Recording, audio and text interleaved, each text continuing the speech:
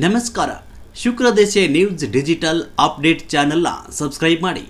ಜಗಳೂರು ಪಟ್ಟಣದ ವಾಲ್ಮೀಕಿ ಭವನದಲ್ಲಿ ಜಗಳೂರು ತಾಲೂಕು ಆಡಳಿತ ಹಾಗೂ ಹಿಂದುಳಿದ ವರ್ಗಗಳ ಕಲ್ಯಾಣ ಇಲಾಖೆ ವತಿಯಿಂದ ಕರ್ನಾಟಕದ ಮಾಜಿ ಮುಖ್ಯಮಂತ್ರಿ ಹಿಂದುಳಿದವರ ಧೀಮಂತ ನಾಯಕ ಡಿ ದೇವರಾಜ ಅರಸುರವರ ಜಯಂತಿ ಅಂಗವಾಗಿ ಅವರ ಭಾವಚಿತ್ರಕ್ಕೆ ತಹಸೀಲ್ದಾರ್ ಗುರು ಬಸವರಾಜ್ ಸೇರಿದಂತೆ ತಾಲೂಕು ಮಟ್ಟದ ಅಧಿಕಾರಿಗಳಿಂದ ಪುಷ್ಪಾರ್ಚನೆ ಮಾಡಿ ಕಾರ್ಯಕ್ರಮವನ್ನು ಉದ್ಘಾಟಿಸಿ ಶುಭ ಕೋರಿದರು.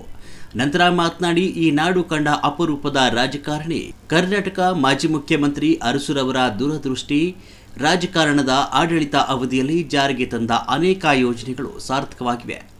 ವಿದ್ಯಾರ್ಥಿಗಳು ವಸತಿ ಹಾಸ್ಟೆಲ್ಗಳನ್ನು ಹಿಂದುಳಿದವರಿಗಾಗಿ ಜಾರಿಗೆ ತಂದರು. ಪ್ರತಿಫಲವಾಗಿ ಅನೇಕ ಬಡ ವಿದ್ಯಾರ್ಥಿಗಳಿಗೆ ವರವಾಗಿದೆ ಅಂತ ಹೇಳಿದರು.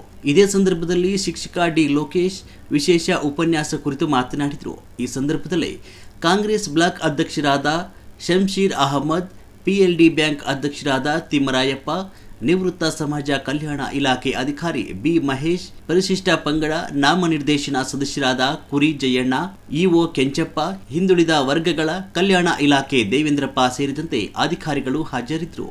ಎಲ್ಲ ಸರ್ಕಾರದ ಯೋಜನೆಗಳನ್ನು ಅವರು ಜಾರಿ ತಂದರು.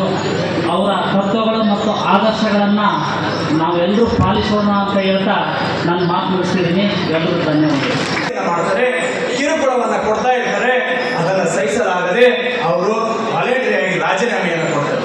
ಅಲ್ಲಿಂದ ಬಂದು ಈ 3 ಜನ ಯಾರು ದೇವರಾಜ ಅರಸು, ಕೆಂಪರಾಜು ಇವರನ್ನ ಕರೆದುಕೊಂಡು ಹೋಗಿ ಮೈಸೂರಿಗೆ ಕರೆದುಕೊಂಡು ಹೋಗ್ತಾರೆ. ಮೈಸೂರಲ್ಲಿ ಅವರ ಮುಂದಿನ ವಿದ್ಯಾಭ್ಯಾಸ ಅರಸು ಒಂದು ಶಾಲೆಯಲ್ಲಿ ಇಂಟರ್ಮೀಡಿಯೇಟ್ ಎನ್ನುವಂಥ ಒಂದು ವಿದ್ಯಾಭ್ಯಾಸವನ್ನು ಪ್ರಾರಂಭ ಮಾಡ್ತಾರೆ.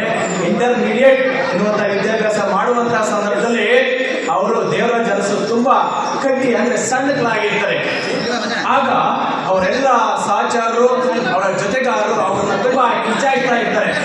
ಅದಕ್ಕೋಸ್ಕರ ಅದನ್ನೇ ಈ ದಿವಸ ಈಗಾಗಲೇ ನಮ್ಮ ಧೀಮಂತ ನಾಯಕ, ಈ ರಾಜ್ಯದ ಮುಖ್ಯಮಂತ್ರಿ, ಈ ಹಿಂದೆ ಇದ್ದಂಥ ಮಾಜಿ ಮುಖ್ಯಮಂತ್ರಿ ದೇವರಾಜ ಅರಸು ಅವರ ಈ ದಿವಸ ನಾವು ಜನ್ಮ ದಿನಾಚರಣೆ